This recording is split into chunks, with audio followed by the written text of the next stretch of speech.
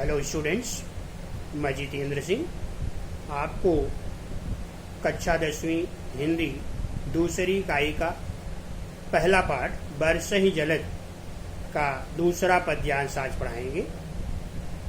पहला पद्यांश आपको पढ़ाया गया है, अभी दूसरा पद्यांश देखेंगे। पेज नंबर 51 पर 51 पर देखिए, चौपाई है। दादुर धुनि चहु दिशा सुहाई, वेद पढ़हि जन बटुदल समुदाय। अभी पिछले अगले पद्य में आपने पढ़ा कि वर्षा ऋतु है, वर्षा ऋतु में क्या स्थिति है। अब यहाँ पर वर्षा ऋतु का वर्णन करते हुए गोस्वामी तुलसीदास जी ने कहा है कि दादुर, दादुर का मतलब होता है मेढक, धुनि माने आवाज, चहु माने चारों ओर, दिशा माने दिशा, सुहाई माने सुंदर लगना, इस वेद पढ़हि जनु बटु, बटु माने बालक विद्यार्थी, समुदाय माने समूह, नव माने नया, पल्लव कपोल, बीटअप वृक्ष, साधक साधना करने वाला, पूजा करने वाला, विवेक ज्ञान। अब इसका भावार्थ समझ लेंगे बच्चों। दादुर धुनि चहु दिशा सुहाई, वर्षा ऋतु है। वर्षा ऋतु में चारों दिशाओं में मेढक इस तरह से आवाज कर रहे हैं। मेढक की आवाज इस तरह से आ रही है जैसे कोई विद्यार्थियों का समूह जो है वेद का उच्चारण कर रहा है। तो कहने का मतलब वर्षा के समय में मेढक की आवाज अत्यधिक सुंदर लगती है और ऐसा लगता है कि वो मेढक नहीं बल्कि विद्यार्थियों का समूह जो है वेद का उच्चारण कर रहे हो। नव पल्लव भय बिटप बने का, पेड़ों में नए नए कपोल आ जाते हैं, नई नई पत्तियां आ जाती हैं और उसी तरह से आ जाती हैं जिस तरह से साधक मन जस मिले विवेका, साधना करने वाला, पूजा करने वाले को विवेक का ज्ञान प्राप्त हो जाता है, विवेक मिल जाता है, बुद्धि प्राप्त हो जाती है। तो उसी तरह से वृक्षों में कपोल आ गए हैं, नई नई पत्तियां आ गई हैं और वो नई पत्तियों के कारण वृक्ष इतने अधिक सुंदर दिख रहे हैं जैसे कि किसी साधना करने वाला व्यक्ति, पूजा करने वाला व्यक्ति को ईश्वर की प्राप्ति हो गई, उसको बुद्धि प्राप्त हो गया, विवेक मिल गया हो और विवेक के मिल जाने से उसकी सुंदरता जिस तरह से बढ़ जाती है, ठीक उसी प्रकार से पेड़ पौधों में नए नए कपोल आ जाने से वो पेड़ पौधे अत्यधिक सुंदर दिख रहे हैं। अर्क जवास पात बिनु भयऊ, जस सुराज कल उद्यम गयऊ, खोजत कतहु मिलहि नहीं धूरी, करहि क्रोध जिमि धर्महि दूरी। अभी यहाँ तुलसीदास जी कह रहे हैं अर्क, अर्क का मतलब होता है बच्चों मदार। मदार एक प्रकार का पौधा होता है और जवास भी एक पौधा है। पात माने पत्ती, सुराज माने अच्छा राजा, खल माने दुष्ट, उद्यम माने काम धंधा, खोजत कतहु मिलहि नहीं धूरी, धूरी मतलब धूल मिट्टी, करहि क्रोध जिमि धर्म ही दूरी, धर्म, धर्म से रिलेटेड है यहाँ पर। तो यहाँ पर कवि गोस्वामी तुलसीदास जी ने कह रहे हैं कि अर्क और जवास, अर्क मदार और जवास के पौधों में पत्ते नहीं रह गए हैं, बिना पत्तों का हो गया है और इस तरह से हो गया है जैसे सुराज अच्छा राजा के शासनकाल में दुष्ट लोगों का काम धंधा बंद गया हो, दुष्ट व्यक्तियों का काम धंधा बंद हो गया हो। उसी तरह से जिस तरह से कि मदार और जवास में पत्ते गायब हो गए, तो बच्चों यहाँ पर मदार वर्षा ऋतु है, मदार और जवास में पत्ते नहीं हैं और इस तरह से नहीं दिख रहे हैं जिस तरह से अच्छा शासक होता है, शासन करने वाला अगर अच्छा होता है तो उसके शासन काल में जो दुष्ट लोग होते हैं अपना काम धंधा बंद कर देते हैं और गायब हो जाते हैं। खोजत कतहु मिलहि नहीं धूरी, खोजने पर कहीं पर धूल नहीं मिलती, मिट्टी नहीं दिखती है, क्योंकि वर्षा ऋतु के समय में धूल गायब हो जाती है, मिट्टी कहीं भी मिलती नहीं, मतलब खोजने पर भी नहीं मिलती, मतलब रहती ही नहीं है। और करहि क्रोध जिमि धर्म ही दूर, और इस तरह से मिट्टी गायब हो जाती है जैसे क्रोध आ जाने से धर्म गायब हो जाता है। अगर क्रोध आता है बच्चों तो धर्म गायब होता है। ठीक उसी तरह से जिस तरह से वर्षा ऋतु के समय धूल का गायब हो जाना। शशि संपन्न सोह मही कैसे, उपकारी कै संगति जैसे, निशितम धन खद्योत विराजा, जनु दम्भिन कर मिला समाजा। शशि का मतलब होता है अन्न से है, यहाँ पर संपन्न माने भरा हुआ, सोह मही माने पृथ्वी, यहाँ पर मही जो है पृथ्वी से है, पृथ्वी जो है एक ग्रह है। उपकारी के संपत्ति जैसी, निश माने रात, तम माने अंधकार, खद्योत मतलब होता है यहाँ पर जुगनू, बट्टों एक जुगनू होता है जो रात में चमकता है, प्राणी होता है। विराजना मतलब विराजमान होना। तो अभी यहाँ पर भावार्थ देख लेंगे। पृथ्वी जो है अन्न से परिपूर्ण है, संपन्न है, पृथ्वी पर अनाज से पृथ्वी भरी हुई है, और उसी तरह से है जिस तरह से उपकारी व्यक्ति कोई हो, परोपकारी व्यक्ति की संपत्ति होती है। तो बच्चों, परोपकारी अगर व्यक्ति है उसके पास अगर संपत्ति होती है तो वह दूसरे की मदद में उसका प्रयोग करता है, उपकार में करता है। तो जिस तरह से पृथ्वी पर चारों तरफ अनाज से परिपूर्ण पृथ्वी है, और इसी तरह से दिख रही है जिस तरह से कोई उपकारी व्यक्ति के पास संपत्ति आ जाती है। निशितम रात के समय, इतना अंधेरा है, अंधेरी रात में,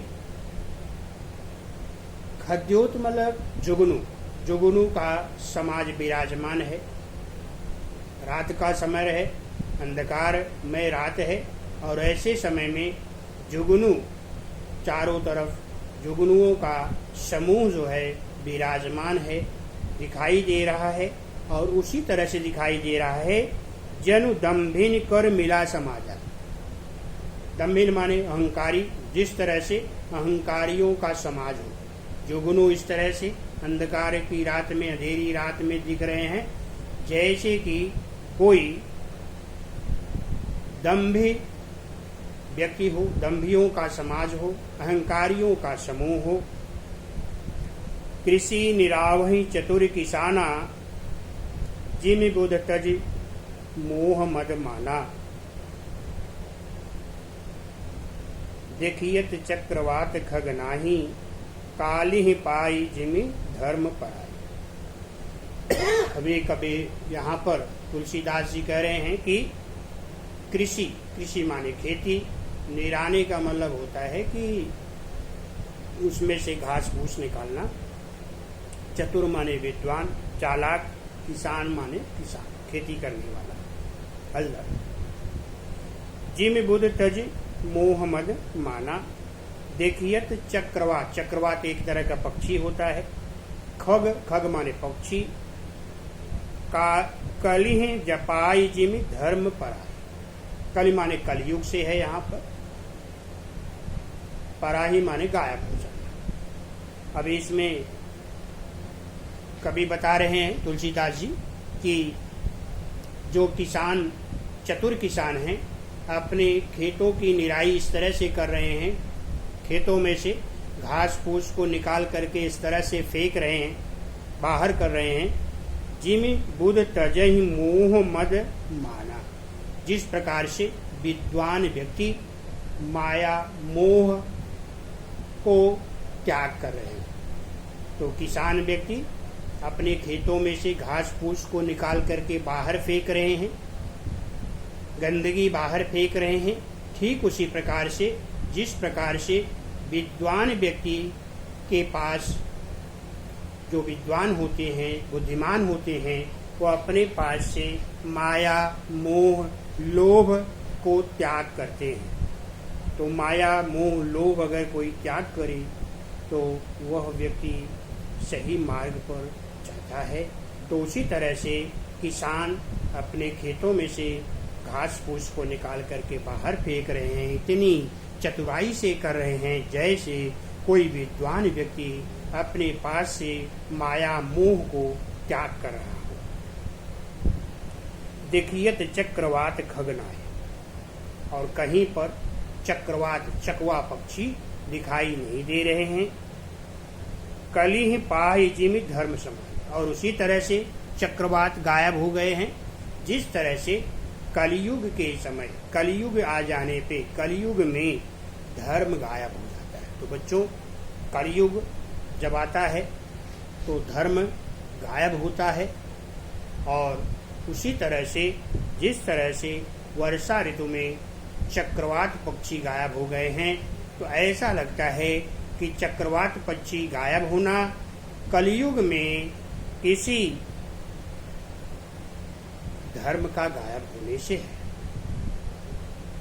विविध जंतु संकुल महि भ्राजा, प्रजा बाढ़ जिमि पाई सुराजा, जह तह रहे पथिक थक नाना, जिम इंद्रिय गण उपजे ज्ञाना। यहाँ पर गोस्वामी तुलसीदास जी कह रहे हैं कि विविध माने अनेक प्रकार के, जंतु माने जीव, संकुल का मतलब होता है समूह, महि माने पृथ्वी, ब्राजा माने सुशोभित होना, विराजमान होना, प्रजा माने प्रजा, सुराजा अच्छा राजा, पथिक राही, थक माने थक जाना, इंद्रिय इंद्रियां, ज्ञान माने ज्ञान। अभी यहाँ पर भावार्थ देख लेंगे कि विविध जंतु संकुल महि भ्राजा, पृथ्वी वर्षा ऋतु में विभिन्न प्रकार के जीव जंतुओं से परिपूर्ण है। पृथ्वी पर अनेकों प्रकार के जीव दिखाई दे रहे हैं, अनेकों प्रकार के जीवों से पृथ्वी सुशोभित है। और इस तरह से सुशोभित है जैसे कि अच्छे राजा के शासन काल में प्रजा का विकास होता है। जिस प्रकार से राजा अगर अच्छा हो तो प्रजा अपना विकास करती है, प्रजा का विकास होता है। ठीक उसी प्रकार से वर्षा ऋतु के समय में अनेक प्रकार के जीव जंतु दिखाई दे रहे हैं और पृथ्वी अनेक प्रकार के जीवों से सुशोभित है। जह तह रहे पथिक थकी नाना, और जहाँ तहाँ यहाँ वहाँ थक करके, पथिक माने राही, थक गए हैं और थक करके शांत आराम कर रहे हैं। इस तरह से आराम कर रहे हैं जैसे जिम इंद्रिय गण उपजे ज्ञाना, जिस प्रकार से इंद्रियों को ज्ञान की प्राप्ति हो जाती है। तो बच्चों, हमारे पास जो इंद्रियां होती हैं, 5 इंद्रियां होती हैं, उन इंद्रियों को अगर ज्ञान की प्राप्ति हो जाती है तो व्यक्ति स्थिर हो जाता है, माया मोह से परे हो जाता है और सांसारिक चीज़ों से विरक्त हो जाता है। ठीक उसी तरह से जहाँ तहाँ राही जो है, राहगीर जो है, थके हुए आराम कर रहे हैं, जैसे कि उनको उनकी इंद्रियों को ज्ञान प्राप्त हो गया हो, इंद्रियों को ज्ञान की प्राप्ति हो गई हो, और उसी तरह से वो राही भी शांत एकांत बैठे हैं। अभी बच्चों यहाँ पर दोहा है, कबहु प्रबल बहु मारुत, जह तह मेघ विलाई, जिम कपूत के उपजे, कुल सद धर्म नशा। कबहु दिवस महु निमिष तम, कबहु क प्रगट पतंग, बिनसई उपजई ज्ञान, जिमि पाई कुसंग सुसंग। तो पहले अर्थ देख लेंगे, भावार्थ, इसका शब्दार्थ। कबहु माने कभी कभी, मारुत माने हवा, प्रबल माने तेज, मेघ माने बादल, बिलाई माने गायब हो जाना, कपूत कुपुत्र, नशाही माने गायब होना, दिवस माने दिन, निविड़ अंधकार हो जाना, प्रकट माने प्रकट होना, पतंग, यहाँ पर बच्चों पतंग मतलब सूर्य, सूर्य से लिया गया है पतंग, बिनसई उपजई विनाश होना, उपजना, ज्ञान, जिमे पाई कुसंग, कुसंग माने बुरे लोगों का संग, और सुसंग माने अच्छे लोगों का संग। यहाँ पर गोस्वामी तुलसीदास कह रहे हैं कि कबहु प्रबल बहु मारुत, कभी कभी तेज हवाएं चलती हैं, और तेज हवाओं के चलने से जह तह मेघ विलाए, तेज हवाओं के झोंकों से बादल गायब हो जाते हैं, और उसी तरह से गायब हो जाते हैं जिस प्रकार से कपूत के जन्म ले लेने से सदग्रंथ गायब हो जाता है। तो बच्चों यहाँ पर तो गोस्वामी जी कह रहे हैं कि किसी के खानदान में अगर कुपुत्र मतलब अच्छा पुत्र जो ना हो, अगर जन्म ले लेता है तो उसके खानदान का विनाश हो जाता है,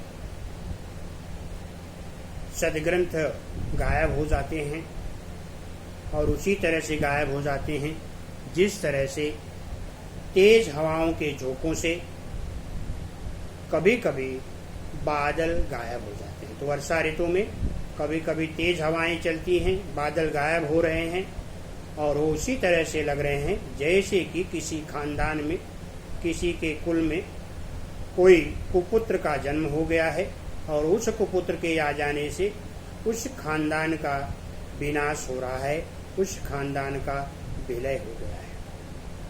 आगे देखिए, कबहु दिवस महु निवेड़तम, कभी कभी दिन में भी अंधकार हो जाता है, बादल आ जाते हैं और सूर्य को ढक लेते हैं।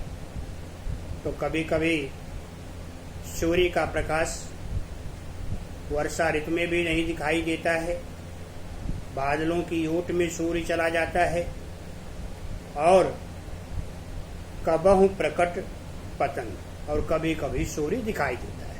तो कभी कभी सूर्य बादलों की ओट में चला जाता है और कभी कभी दिखाई देने लगता है। तो बिन सही उपजे ज्ञान, और ये सूर्य का गायब होना, सूर्य का प्रकट होना उसी तरह से है जिस तरह से विनाश होना और उपजना, ज्ञान जिस प्रकार से ज्ञान जो है का विकास हो जाना और ज्ञान का नाश हो जाना से है। पाई कुसंग सुसंग, कुसंग माने बुरे लोगों का संगत मिल जाने से, अगर बुरे लोगों का संगत मिल गई तो ज्ञान का विनाश हो जाता है, और अगर अच्छे लोगों की संगत मिल गई तो ज्ञान की प्राप्ति हो जाती है। ठीक उसी तरह से जिस तरह से वर्षा ऋतु के समय में दिन में सूर्य कभी बादलों की ओट में चला जाता है और कभी कभी चमकने लगता है, तो यह दृश्य उसी तरह से दिखाई दे रहा है जैसे कि अच्छे की संगत और बुरे की संगत। तो बच्चों, यहाँ पर जैसी संगत करोगे वैसा ही आपको उसका फल मिलेगा। इसलिए कभी भी अच्छे लोगों की संगत करनी चाहिए।